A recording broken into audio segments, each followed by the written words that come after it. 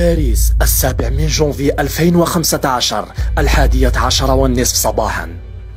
مسلحين ملثمين يقتحمان مقر جريدة شارلي إبدو الفرنسية فاتحين النار على صحفيها قبل أن يلوذ بالفرار على متن سيارة سيتروين مخلفين بذلك مقتل 12 شخصا وإصابة 10 آخرين. لحظات من بعدها الأمن الفرنسي يجد سيارة السيتروين في أحد الأحياء الباريسية ويرفع حالة التأهب القصوى. الخميس 8 جونفي 8 صباحا. الإعلان عن مقتل شرطية على يد مسلحين مجهولين في باريس، وطبعا يتم ربط الحادثة بهجمات شارلي إبدو. في اليوم نفسه الشرطة الفرنسية تحدد منفذي الهجمات على أنهما الأخوين شريف وسعيد كواشي، وتبدأ في عملية بحث واسعة انتهت بحصر مكانهما في منطقة ريمس شمال شرق باريس. الجمعة 9 جونفي 10 صباحا. قوات الأمن الفرنسية تحدد مكان الأخوين كواشي وتدفع بالقوات المختلفة للقضاء عليهما. في حدود 1 ظهرا أعلن عن احتجاز مسلح لعدد من الرهائن في متجر يهودي شرقي باريس.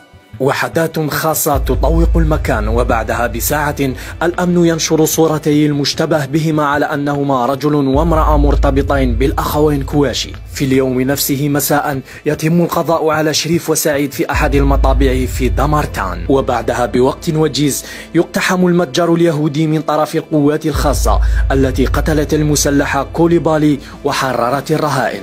إلى هنا يبدو السيناريو مثاليا والعالم كله متأثر، لكن هناك بعض النقاط أثارت فضولي ولم أرد إلا أن أتقاسمها معكم لعلكم توافقونني الرأي. أولا، كيف علم الأخوان كواشي أن يوم الأربعاء 11 تماما هو موعد اجتماع كل محرري جريدة شارلي إبدو؟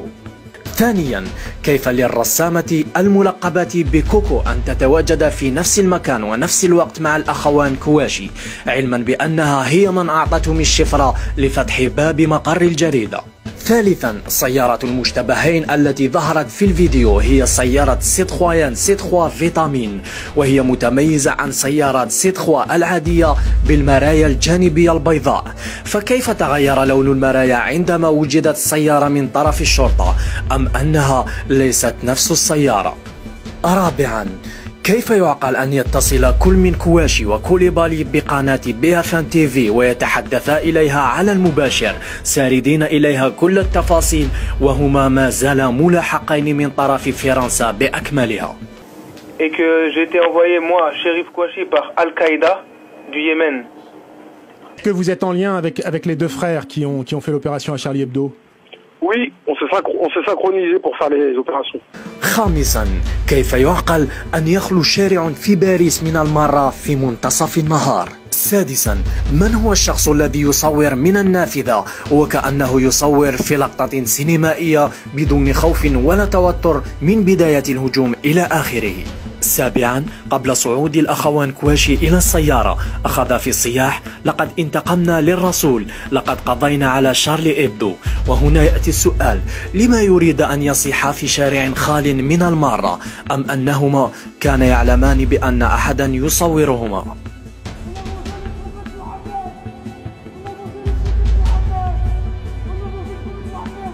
ثامنا، الهجوم بدأ في 11:50 بعد 3 دقائق جريدة 20 كانت على علم بالحادث، وبعد 20 دقيقة قناة إيتيلي كانت في موقع الحدث، بينما قوات الأمن وصلت إلا بعد 40 دقيقة. تاسعا، كيف يعقل أن يصل فرانسوا هولاند إلى مكان الحادث بعد 55 دقيقة فقط ويسير في الشارع بدون قلق وخوف ولا تخوف من وجود سيارات مفخخة أو هجمات مرتقبة؟ أخيرا، الشرطة أعلنت أنها تعرفت على الإخوة كواشي عن طريق بطاقة تعريف نسيها في السيارة.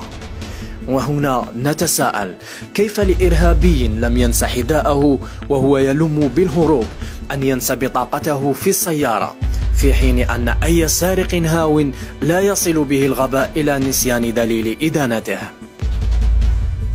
هذه هي بعض النقاط التي أردت مشاركتها معكم، وأقول لفرنسا: الإسلام بريء من الإرهاب، فلا داعي لتلفيق التهم له. لسنا أغبياء لهذه الدرجة. لا إله إلا الله، محمد رسول الله.